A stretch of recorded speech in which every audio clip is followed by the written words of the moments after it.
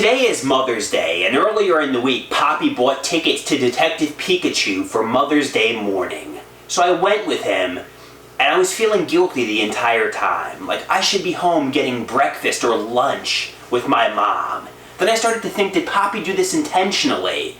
Was it kind of like a double meaning? Like, I go to my rock concerts and spend my change and give you, like, my horrible time. Basically, he doesn't value me as a son. He sees me infrequently, and most of the time he's at his rock concerts hanging out with his friends. I was kind of doing the same thing. I wasn't valuing my mother. I was going to a movie with Papi when I should have been home with my mother. It's Mother's Day. Then he was making like comments like, oh, like finding it comical, and I started to get angry. My emotions started to escalate. He hands me a bag of corn nuts.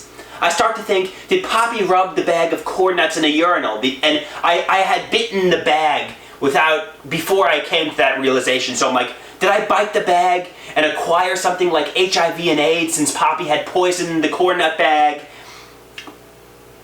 Then my mind starts to escalate even more. Is the reason he poisoned me because I'm not his biological son? Is Billy Joe my biological father? Or is Sid Barrett my biological father? And then the tsunami comes and passes. My mom tells me, no, Papi's just an asshole. That's the beginning and end of it. And, he does do things. I guess every so often I go walk at the beach with him. I sometimes see a movie. We occasionally go to an Islander game. He spends a little bit of his money on me, some of his change. And, I mean, there's this rock artist, Tim McGraw. His father was Toby McGraw, a baseball player, and he had no involvement with his son. He wanted nothing to do with him.